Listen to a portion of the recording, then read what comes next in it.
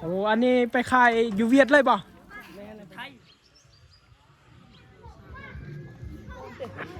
ยังให้จีจางเก็บปัดติดเงินอันจลมงเหรอก็เลยหายตาเรียกให้ตาครับทักทายสบายดียามแหลกเด้อทุกคนเด้อวันนี้เบาคุยกาได้มีโอกาสมาอยู่ที่ชนบทลาวไตเนาะเอาในวันนี้กาสิพาพี่น้องมาเบิ้งวิถีชีวิตของคนชาวบ้านในยามแหลงนะทุกคนว่าเขาจะใช้ชีวิตแบบใดเดี๋ยวนี้เบาคุยอยู่ที่หมู่บ้านชนเผ่ากาโดนะแล้วก็เบาคุยสิพาพี่น้องมาเบิ้งบรรยากาศยามแรงเอาติดตามไปนำกันทุกคนนี่คือเฮือน3 บ้าน 2ครับนี่คือบรรยากาศยามแรงประมาณ6 โมงอากาศกำลังดีนะทุกคนเบิ้งคนชาวบ้านเขาตากดอกแคมนี่เห็นปะโอ้ช่วงนี้จะเป็นช่วงที่เขาเจ้าเอาดอกแคมหรือว่าตากดอกแคมนะนี่ว่าเชะมุกันเชะไงเพลงกันตัวดอมามุกันจิติกาลมุกันจิติกาลโอ้เขาทำว่าโลเท่าได้เขาซื้อดอกแคมอยู่นี่นะแล้วก็ป้าเพิ่นบอกว่าโล 18,000โล 18,000 ดงนะทุกคนและเงินกีบกับประมาณ 16,000 หรือว่า 14,000 ประมาณนี้แหละประมาณ 15,000 ประมาณนี้นะทุกคนเงินบาทประมาณ20 บาทประมาณนี้แหละเถอะแต่ว่าตัวที่เขาเจ้าตากนี้ยังบ่ทันได้แห้งได้ทุกคนมาเตียงเนาะแต่ละก็ใช้ง่ายนะแปลงมา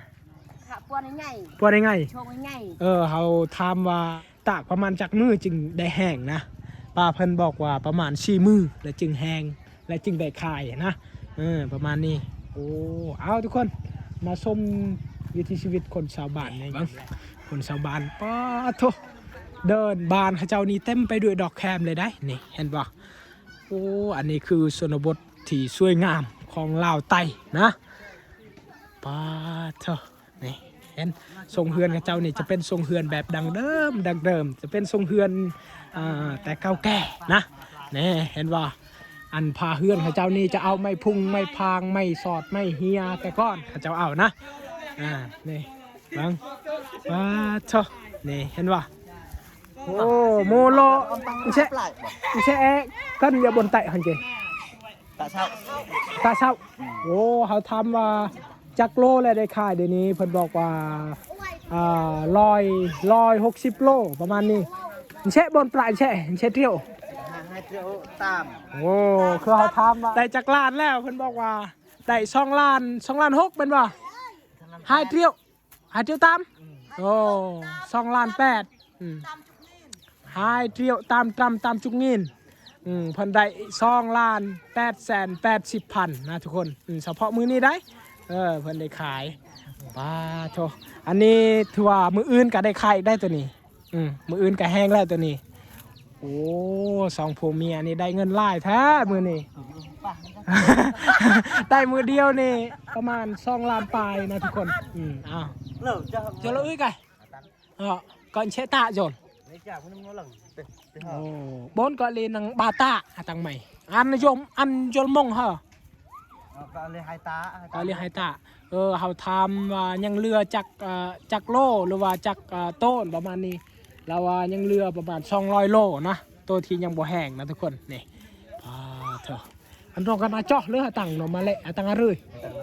โอ้เขาทำว่าเขาเจ้าปลูกบ่แคมนี่แต่ว่าเราว่าบ่ได้ปลูกมีบางทีก็ปลูกบางทีก็บ่ปลูกมันเกิดเองนะทุกคนนี่ประมาณนี้เอาทุกคนตามไปนำกันเบิ้งทรงเหือนเขาเจ้านี่เถอะทรงเฮือนแบบดังเดิมอันนี้ก็จะเป็นพอค่าไปซื้อดอกแคมได้สบายดีพอค่าโอ้อันนี้ไปขายอยู่เวียดเลยป่ะอันนี้เขาไปขายฮอตเวียดเลยได้นี่ทุกคนเถอะโลเท่าไรขายอยู่หัน20,000โอ้ขายอยู่เวียดประมาณโล20,000ซื้ออยู่นี่ประมาณเท่าไหร่18,000โอ้ทุกคนเบิ้ง28ได้กำไรจักพัน2,000 3,000 2,000นะโล 1 2,000 ประมาณนี้นะอยู่นี้เขาซื้อโล 18,000แล้วก็ไปขายอยู่เวียดนาม20,000 20,000ทุกคนแต่ว่าเส้นทางก็ยากว่ะไปเวียดนามโอ้ยากอะไรอันนี้จะเป็นพอขาซองไอ้น้องได้หนิไรซองไอ้น้องมันเป็นธรรมดาแล้วบ่แต่ว่าเส้นทางนี้ยอมรับเลยว่าอยากเขาว่านะทุกคน ประมาณจักกิโลแต่นี่ไปเวียดนาม 160 เมตร 160 โล บ่หอดนะ 20 กิโล 20 กิโล 23 กิโล โอ้ประมาณ23 กิโลประมาณนี้นะทุกคนแต่นี่ไปหาเวียดนามตัวบอลที่เขาเจ้าคายแคมป์นี่ทุกคนได้เดี๋ยวนี้ได้จักต้นแหละเดี๋ยวนี้บ่ฮอดต้นประมาณ300 ป้ายโอ้เฉพาะเดี๋ยวนี้ได้เฉพาะเดี๋ยวนี้เขาได้300 ป้ายทุกคนไปซื้อเท่าทุกคนติดตามไปนำกันนี่เห็นปะอันนี้จะเป็นทรงเฮือนดังเดิมของคนชาวบ้านเขาบรรยากาศยามแรงนี่ม่วนขนาดเลยทุกคนนี่เห็นปะนี่แต่ว่าข้าเจ้าแกนี่ได้ประมาณ100 ป้ายได้ประมาณนี้ YouTube ไม่ใช่ เนาะบดแกบาร์ตะเนาะเจาะเนาะเลยตะเลย ตะปัดจิต เขาทำว่าได้บ่200 โลตัวเจ้าแก่นี่นะเขาว่าบ่ฮอดประมาณ160ประมาณนี้นะทุกคน มาหรอ เห็นเบิ่งวิถีชีวิตคนชาวบ้านยามแรงนี่ป้าม่วนขนาดทุกคนเลยติดตามไปนำกัน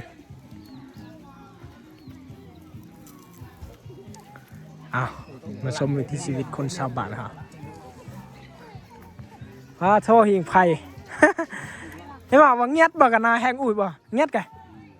เห็นว่าปัวมันกันนาแห้งอุ้ย หาทำว่านาว่าคือว่าหิงไผ่อยู่นี่นะทุกคน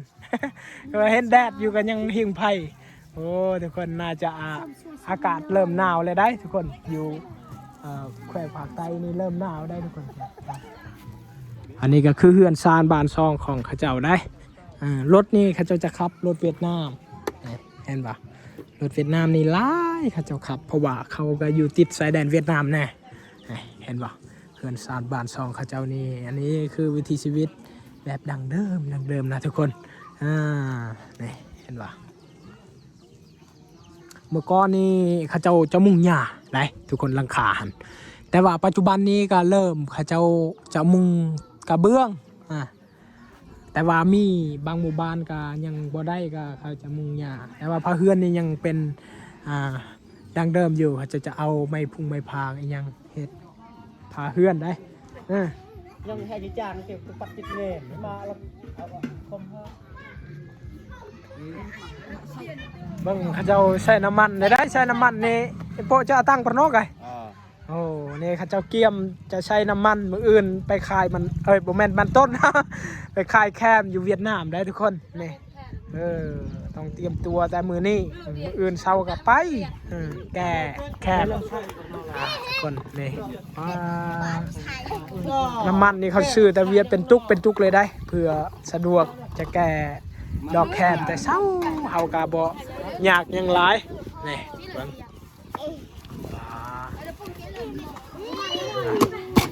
เกียมเตรียมตัวไปแต่เช้า มืออื่นไปแต่เช้าได้ทุกคนเห็นว่าบรรยากาศยามแรงอาการเท่าไหนกันอาการเท่าไหนแป้งโอ้อันนี้เข้าตัวข้าเจ้าห่อเอาใบตองห่อได้แล้วก็ข้าเจ้าก็จะต้มเห็นบ่ยามบุญยามยังข้าเจ้าก็จะเอาตัวนี้แหละเห็ดตัวนี้ได้ยามงานดองยามบุญละปื้ดไปยังเห็นบ่แป้งกระริ่งโอ้อันนี้จะเป็นข้าวข้าเจ้าต้มเป็นงานดองในยามงานดองเขาจะเฮ็ดแบบนี้แล้วเนาะมืออื่นงานดองบ่มืออื่นมืออื่นกับงานดองอีกได้ทุกคนบ่คุยต้องได้ไปแน่นอนงานดองมืออื่นจะเป็นชนเผ่ากะโดไปอยู่กับชนเผ่าปะโกะอันนี้ได้ทุกคนภายยิ่งนี่จะเป็นชนเผ่ากะโดภายซ้ายนี่เป็นเผ่าปะโกะห่อข้าวเนาะแล้วก็ต้มนี่ทุกคนลงด้วยต้องครบแล้วก็ต้องมีไก่ต้มไก่แล้วก็นึ่งข้าวไปแต่เช้าจะประมาณจักโมงเขาไปมื้ออื่น7 โมง 8 โมงประมาณ7 โมง 8 โมงเขาก็เริ่มไปงานดอกแล้วได้ประจัดโดยทุกทีเรื่องไปกินข้าวอยู่เฮือนเจ้าบ่าวเลยแล้วทุกคนบ่าวคุยกับคันมีเวลากันน่าจะไปนำจะไปถ่ายทอดให้เจ้าเฮ็ดงานดองได้พาพี่น้องมาเบิ่งทุกคนนี่อันนี้จะเป็นเฮือนเก่าแก่ประมาณ20 ปลายกว่าปีแล้วได้เฮือนหลังนี้ได้ทุกคน คนชาวบ้านก็อ้าวบรรยากาศยามแรงนี่บางคนก็เอาแค่นี่เอาเข้ากองตารางเฮือนเนาะอันนี้บางคนชาวบ้านเขากำลังตากดอกแคมทุกคนเพราะว่ามื้อนี้อากาศดีฝนบ่ตกทุกคนก็เลยคนชาวบ้านเขาได้ตากดอกแคมตากเขาอย่างหลายๆอย่างประมาณนี้เช่ตั้งง่ายเจออันไหนกันเช่ตั้งง่ายเจอเตียงอะตังไหนปอนตั้งง่ายเจอเขาทำมาจักมือเลยตากตัวนี้แล้วว่า4 มือเลยทุกคนนี่4 มือก็ได้ลักษณะเป็นแบบนี้นะถือว่าตากอีกมือนี่ก็แห้งแล้วนี่นั่งมูตั้งง่ายในกี่เจอฮะแรงตัดเบือนพระถือว่าตากมือนี้ก็แห้งแล้วนะทุกคนอีกมือนี่แหละแห้งก็ได้เงินแล้วนี่มุกันมาแล้วนะจองบนไหนกันเขาชื่อนี่โล17,000 16,000ประมาณนี้บางคนนะบางคนก็โล16บางคนก็โล17นะนี่เพิ่นตากเห็นบ่แต่ว่าสิ่งที่สำคัญที่สุดอันดอกแคมเนี่ยเราต้องเฮ็ดให้งามได้เมื่อฝนตกแล้วเราต้องเอาเข้าอยู่กองตารางเฮือนนะเดี๋ยวนี้ได้ถ้าเอาปะแบบนี้แหละมันสีแดงมันสีเหลืองอีกอย่างประมาณนี้ก็เลยคนซื้อเขาบ่อยากซื้อปันใดแต่เราต้องเฮ็ดให้งามให้มันข้าวแบบนี้นะทุกคนและคนซื้อก็เขาญาติกันซื้อนะนี่โอเคทุกคนอันนี้คือวิถีชีวิตชนเผ่ากะโดในแขวงภาคใต้ได้เบิ่งบรรยากาศนี่คักอันนี้ช่วงนี้คนชาวบ้านเขาก็จะเอาดอกแคมตากดอกแคมอยู่เดินบ้านเดินเฮือนเขาเจ้าเห็นบ่รายการบางคนก็ไปขายแล้วนี่เห็นบ่บรรยากาศนี่คักทุกคนจังใดก็ต้องขอบคุณหลายๆพี่น้องทุกคนที่ติดตามและรับชมให้กำลังใจเบาคุยอยู่และก็บอกคุยขอพักพี่น้องกดไลค์กดแชร์กดติดตามเบาคุยเด้อเพื่อเป็นกำลังใจเบาคุยเฮ็ดคลิปต่อไปพอคลิปนี้ก็ขอจบไปเพียงเท่านี้บ๊ายบายเจอกันคลิปต่อไปทุกคน